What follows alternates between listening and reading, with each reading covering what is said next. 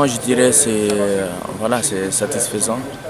Tout d'abord pour un premier match de la CAN, mais on ne va pas se limiter à ça. Et voilà, on a fait un bon match, mais le plus important c'est de switcher et passer au prochain match. Le prochain qui est face à la Gambie, une équipe qui a éliminé la Guinée lors de l'édition précédente. Pour vous, vous qui avez vu déjà cette équipe jouer en vidéo, quelles sont les forces et faiblesses de cette équipe et comment est-ce que vous pouvez renverser cette vapeur face à cette équipe? Ouais, la Gambie c'est une équipe vraiment solide et technique. Mais je n'ai pas encore regardé leur match de cette année. Après, ils ont perdu 3-0 face au Sénégal avec un carton rouge. Donc ça veut dire aussi qu'ils ont des failles.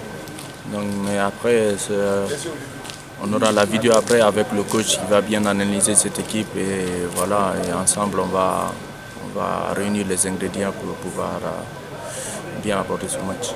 Mes ambitions, le coach il est là. Et puis il y a mes grands frères ici. Aujourd'hui, Nabi il n'est pas dans le cours, il ne joue pas. Mais à chaque fois qu'il vient dans ma chambre, il m'appelle, il me donne des conseils.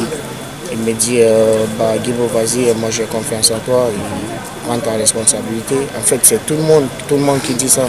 Les vieux qui viennent me voir, qui me donnent la responsabilité. Donc je sais que la responsabilité, c'est beau, ça fait beaucoup pour moi. Parce que je suis un jeune, mais je peux rien faire. C'est pour défendre ma nation. Parlons un peu de la Gambie. Elle a été le bourreau de cette équipe de Guinée lors de la CAN précédente. Vous l'avez joué. Et cette fois-ci, comment vous comptez appréhender? Qu'est-ce que vous pensez de cette équipe gambienne? Cette équipe gambienne, on ne va pas les sous-estimer.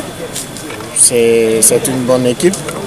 Et puis, nous, ce que moi j'ai à vous dire, nous sommes là, nous sommes concentrés. C'est à cause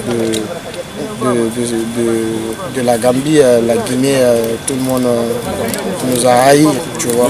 Donc, le match là, c'est un match de revanche, c'est un match de qualification pour nous. Moi perso, je pense que c'est pareil pour le groupe. On est dans le même état d'esprit qu'on a eu avant d'aborder le match contre le Cameroun. Je pense que tous, autant que moi, on est déterminés à faire quelque chose, à faire un bon match. On sait que ça va être un match très compliqué. Ça va être un match fermé. À nous de trouver des solutions, rester concentrés et bien gérer chaque situation qu'on aura, que ce soit offensivement ou défensivement. Après ça, c'était sûr qu'un jour, ça allait sortir.